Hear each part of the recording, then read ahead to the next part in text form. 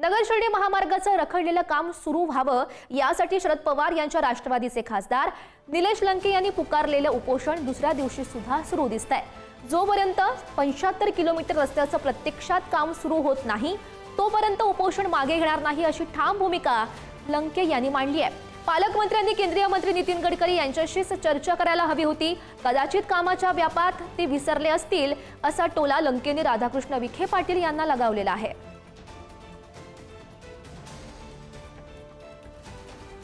शिर्डी या 75 किलोमीटरच्या रस्त्याच्या कामासंदर्भात निलेश लंके हे उपोषणाला बसले आहे। उपोषणाचा आजचा दुसरा दिवस आहे आणि आपण थेट त्यांच्याशी चर्चा करूया। आज उपोषणाचा दुसरा दिवस आहे। काल अधिकाऱ्यांशी चर्चा देखील झाली होती, मात्र ती निष्फळ ठरली आहे। आता पुढची भूमिका काय राहणार आहे? आम्ही एखाद्या मुद्द्यावर उपोषण करायला बसल्यानंतर आम्हाला आउटपुट झाल्याशिवाय आम्ही उठत नाही।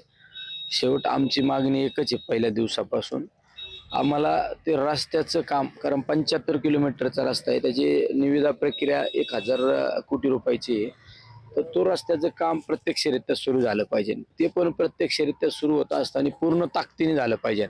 आणि ठेकेदाराने आम्हाला टाइम बॉन्डमध्ये लिखी द्यायचं का या तारखेपर्यंत या महिन्यात एवढं काम प्रोग्रेस होईल, पुढच्या महिन्यात एवढं प्रोग्रेस होईल, असं आम्हाला पूर्ण त्या मुदतीमध्ये लिखी द्यायचं, तरच आम्ही उपोषणावर उठणार आहे। तसं त्यांनी मिटिंगचा या कामाचा काही संबंध नाही।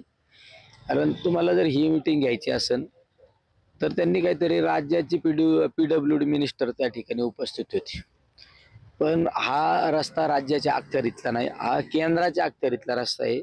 ही मिटिंग कॉल करायची होती तर गडकरी साहेबांसमोर कॉल करायला पाहिजे होते। हे त्यांना एखाद्या दिवस लक्षात आलं नसन का हा विषय केंद्राच्या अखत्यारीतला आहे म्हणून। पण ते माणूस कधी कधी कामाच्या व्यापात कधी कधी विसरून जातो। शेवट कामाचा माग व्याप असल्यानंतर एखादी गोष्ट त्याच्या लक्षात नाही राहत। त्यांच्या एखाद्या दिवस लक्षात आलं नसन का हा रस्ता केंद्राच्या अखत्यारीतला आहे, पण हा रस्ता त्यांना वाटलं राज्याच्या अखत्यारीतला आहे। त्या मिटिंगचा त्यांचा काही संबंध नाही। नक्कीच आपण बघितले होते खासदार निलेश लंके जोपर्यंत प्रत्यक्षात काम सुरू होत नाही तोपर्यंत हे उपोषण असंच सुरू राहणार आहे। उमेर सय्यद, पुढारी न्यूज, अहिल्यानगर।